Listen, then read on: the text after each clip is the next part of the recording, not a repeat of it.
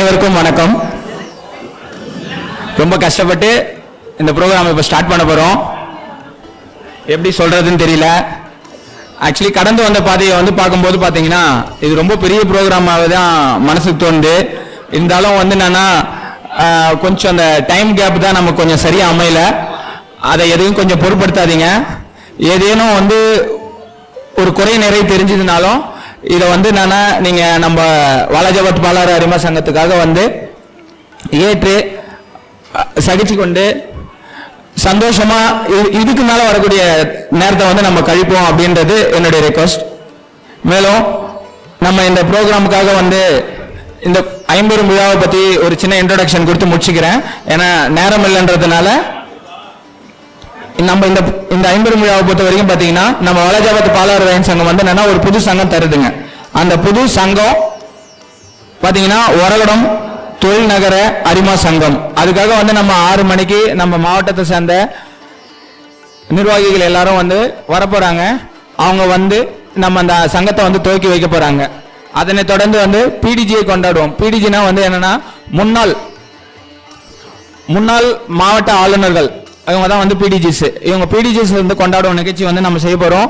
இப்போ பாலாறு அரிமா குடும்ப சந்திப்பு இதுதான் நாம இங்க இப்போ செய்ய போறது. இதுதான் பாத்தீங்கன்னா பரதநாட்டியம் பார்ட்டிசிபேட் பண்றாங்க, பேச்சு போட்டி இருக்கு, அதுக்கப்புறமா பாத்தீங்கன்னா பட்டிமன்றம் இங்க நடக்க போகுது. ஆனா போதுமான கால அளவு இல்லைன்றதுனால ஏதேனும் குறைகள் ஏற்பட்டா அதை எப்படி சொல்றதுன்னு தெரியல, நன்மையாவே ஏற்றுக்கொண்டு எல்லாரும் சந்தோஷமா இருக்கணும்னு கேட்டுக்கொண்டு என்னுடைய வரவேற்பை முடித்துக்கொண்டு நடுவர் ஐயா அவர்கள் முறைப்படி பட்டிமன்றத்தை துவக்குமாறு தாழ்மையுடன் கேட்டுக்கொள்கிறோம். பேரன்புடைய பெரியோர்களே, தாய்மார்களே, இளம் பிஞ்சுகளே, உங்கள் அனைவருக்கும் என்னுடைய அன்பான வணக்கத்தை தெரிவித்துக் கொள்வதிலே நான் பெருமகிழ்ச்சி அடைகின்றேன். இன்றைக்கு ஒரு திருநாள். பாலாறு அரிமா சங்கத்தை சார்ந்தவர்கள் இந்த ஏற்பாட்டை மிக அருமையாக செய்திருக்கிறார்கள். அவர்களுக்கு எப்படி நன்றி சொல்வது என்பதே எனக்கு புரியவில்லை. அந்த அளவிற்கு அரங்கம் நிறைந்த மக்களை கொண்டு மிக அருமையாக இந்த பட்டிமண்டபத்தை ஏற்பாடு செய்திருக்கிறார்கள். பட்டிமண்டபம் என்பது உங்களுக்கு தெரிந்ததுதான். ஒரு கருத்தை வெட்டியோ ஒட்டியோ பேசுவது. இங்கே ஒரு தலைப்பு கொடுத்திருக்கிறார்கள். அது ஒரு விசித்திரமான தலைப்பு. என்ன தலைப்பு என்று உங்களுக்கு தெரிந்திருக்கும். பிள்ளைகளின் வளர்ச்சியில் முக்கிய பங்கு அடிக்கும் கையா அணைக்கும் கையா? ஒரு 2 கேள்விகளை இங்கே கேட்டிருக்கிறார்கள். அடிக்கிற கைதான் அணைக்கும் என்பது உங்களுக்கும் தெரியும். இங்கே அடிக்கிற கையினாலே பிள்ளைகள் நல்ல வளர்ச்சி பெறுகிறார்களா அல்லது அணைக்கிற கைகளினாலே பிள்ளைகள் வளர்ச்சி பெறுகிறார்களா என்பதுதான் கொடுக்கப்பட்ட கேள்வி. இந்த கேள்விக்கு மிக அருமையாக விடை சொல்வதற்கு இந்த பக்கம் 4 பேர்கள். 4 பேரும் ஆணாதிக்கத்தை சார்ந்தவர்கள். இந்த பக்கம் 4 பேர் பெண்கள்.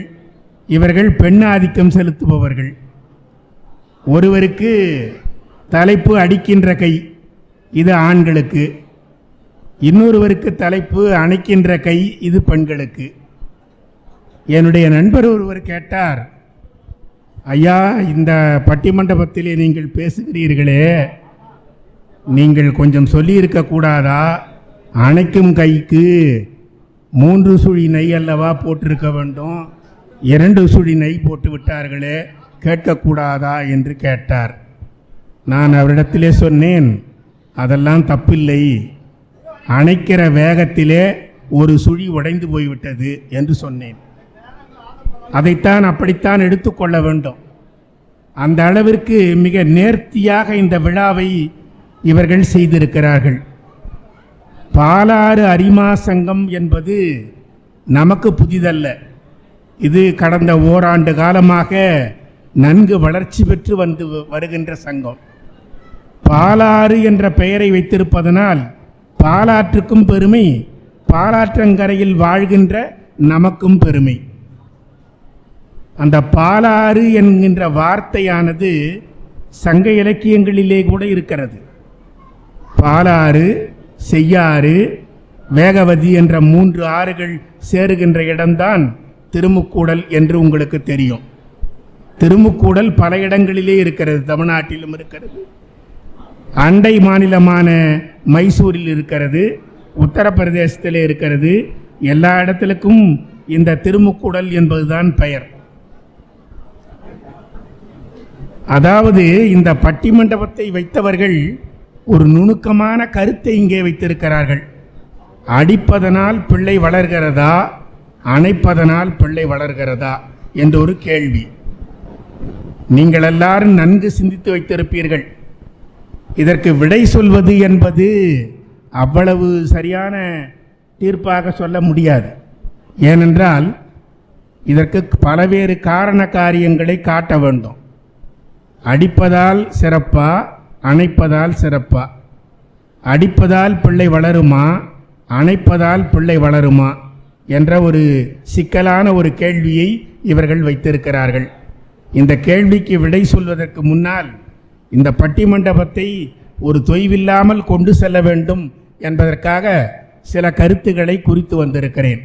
அந்த வகையிலே நான் ஒரு கருத்தை உங்களுக்கு விளக்குகிறேன். நான் ஒன்றை சொல்கிறேன், நீங்கள் கவனித்து பாருங்கள். ஒரு ஆடவன், ஒரு பையன் என்ன சொல்கிறான் என்றால், வந்ததால் வரவில்லை, வராதிருந்தால் வந்திருப்பேன். வெட்டியதால் விழவில்லை, வெட்டாதிருந்தால் விழுந்திருப்பேன். செத்ததால் சாகவில்லை, சாகாதிருந்தால் செத்திருப்பேன் என்று சொல்கிறான்.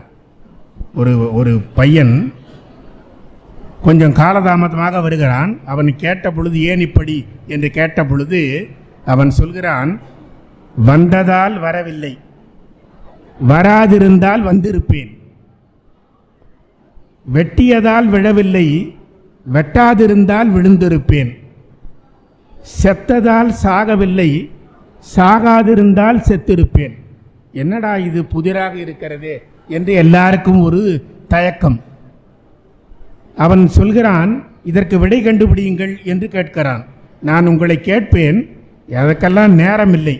நான் 3 மணிக்கெல்லாம் கூட்டம் என்று சொன்னதனாலே 2:45 மணிக்கு வந்து இவ்வளவு நேரம் காத்திருந்து உங்களோடு கலந்துரையாடுகின்றேன். இதற்கு என்ன பொருள் என்றால், அவன் சொன்னான், மழை வந்ததால் என்னால் வர முடியவில்லை. தலைவியே, உன்னை பார்ப்பதற்கு என்னால் வர முடியவில்லை. மழை வந்ததால் நான் வர முடியாமல் போய்விட்டது.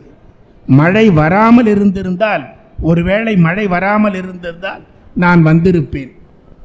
என்ன புரிகிறதா? அடுத்தபடியாக என்ன சொன்னான்? வெட்டியதால் விழவில்லை, வெட்டாதிருந்தால் விழுந்திருப்பேன். அங்கே பள்ளம் ஒன்று வெட்டி இருந்தார்கள். மின்னல் வெட்டியதனால் விழாமல் தப்பித்துக் கொண்டேன். மின்னல் வெட்டாதிருந்தால் நான் விழுந்திருப்பேன் என்று பதில் சொல்கிறான். 3ஆவதாக ஒன்று, செத்ததால் சாகவில்லை. அந்த பள்ளத்துக்குள்ளே ஒரு நல்ல பாம்பு செத்து கிடந்தது. அது செத்ததால் நான் சாகாமல் இருக்கிறேன். அது சாகாமல் இருந்திருந்தால் நான் செத்திருப்பேன் என்று பொருளாக சொன்னான். இதுதான் ஒரு புதிரான கேள்விக்கு மிக அருமையான விடை என்று நான் தெளிந்து கண்டறிந்து சொல்கிறேன். அந்த வகையிலே இந்த இடத்திலே ஒரு புதிய கேள்வியை வைத்திருக்கிறார்கள். திருக்குறளிலே பலவேறு கருத்துகள் சொல்லப்படுகின்றது. நீங்கள் ஒன்றை கவனத்திலே புரிந்து கொள்ள வேண்டும். தமிழர்கள் உணர்ச்சி மிக்கவர்கள். தமிழ் சமுதாயமே உணர்ச்சி மிக்க சமுதாயம்.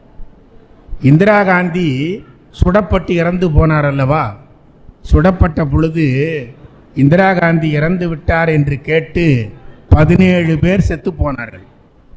இது செய்தித்தாளில் வந்த செய்தி. நான் சும்மா கதை அளக்கவில்லை. செய்தித்தாளிலே வந்த செய்தி. 17 பேர் செத்து போனார்கள்.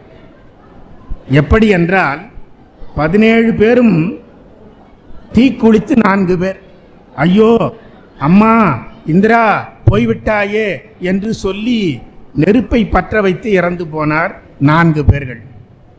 தூக்கு போட்டு 3 பேர் இறந்து போனார்கள். நஞ்சை குடித்து விஷத்தை குடித்து ஒரு ஆள் செத்து போனான். மாரடைப்பு ஏற்பட்டு 7 பேர் செத்து போனான். மலேசியாவிலே ஒரு ஆள் செத்து போனான். அதோடு கூட ஒரு ஆள் தூக்கு போட்டு ஒரிசாவிலே இறந்து போனான். மொத்தம் 17 ஆயிற்றா. இந்த இறந்து போன 17 பேரும் யார் தெரியுமா? எல்லாரும் தமிழர்கள். செத்து போனது மொத்த பேரும் தமிழர்கள் தான். இந்திரா காந்தி பிறந்த உத்தரப்பிரதேச மாநிலத்திலே அவர் பிறந்தார். அந்த மாநிலத்திலே யாரும் சாகவில்லை. இந்தியாவுக்கே பிரதமராக இருந்தால் ஒரு ஆள் கூட சாகவில்லை. ஆனால் செத்தது முழுவதும் நம் தமிழ் மக்கள். எதற்காக இதை சொல்கிறேன் என்றால், உணர்ச்சி படைத்தவர்கள் தமிழர்கள். எந்த சின்ன விஷயம் அவர்களுக்கு கிடைத்தாலும் அதை பெரிதாக பூதாகாரமாக நினைந்து அதற்கு ஏற்ப செய்பவர்கள், பணியை செய்பவர்கள் தமிழர்கள். அந்த தமிழ் சமுதாயத்திலே ஒரு கேள்வி. என்ன கேள்வி? அடிக்கிற கையா அணைக்கிற கையா? இது ஒரு சிக்கலான கேள்வி என்று முதலிலேயே சொன்னேன். திருவள்ளுவர் ஒன்றை சொல்வார். ஒரு பிள்ளையை பெறுவது என்பது அவ்வளவு சாதாரண விஷயம் அல்ல. பெருமவற்றுள் யாம் அறிவதில்லை, அறிவறிந்த பிள்ளையை பெறு. உங்களுக்கு தெரிந்திருக்கும் அந்த குறள். பெருமவற்றுள் யாம் அறிவது ஒன்றுமில்லை. எல்லா செல்வத்தையும் சேர்த்துக் கொள்ளலாம். பெறுகின்ற செல்வங்கள் எல்லாமும் உயர்ந்த செல்வங்கள். அதிலே ஒன்றே ஒன்று பிள்ளை பெறுவது. அந்த பிள்ளை பிறக்கும் பொழுது, ஒரு குழந்தை பிறந்த உடனே அவனை பார்த்து, இதோ ஒரு இன்ஸ்பெக்டரை பெற்றுட்டேன் அப்படின்னு எந்த அம்மாவால் சொல்ல முடியுமா? யாருமே சொல்ல முடியாது. ஒரு குழந்தை பிறந்த உடனே, என்னுடைய குழந்தை எதிர்காலத்தில் பாரத நாட்டுக்கு பிரதமராக வருவார், பிரதமரை பெற்றிருக்கிறேன் என்று யாராவது சொல்ல முடியுமா? யாராலும் சொல்ல முடியாது. அந்த குழந்தை வளர்ந்து பெரிய பிள்ளையாகி நன்கு படித்து நல்ல வேலைக்கு போய்விட்டால் அந்த குழந்தையை எல்லாரும் பாராட்டுவார்கள். பெற்றவர்களுக்கு அதுதான் மிகுந்த மகிழ்ச்சியை தரும். இப்படி ஒரு சிக்கலான கேள்வியை கேட்டுவிட்டு இதற்கு பதில் சொல்லுங்கள் என்று என்னிடத்திலே விட்டிருக்கிறார்கள். அதற்கு இந்த பக்கம் 4 பேர், அந்த பக்கம்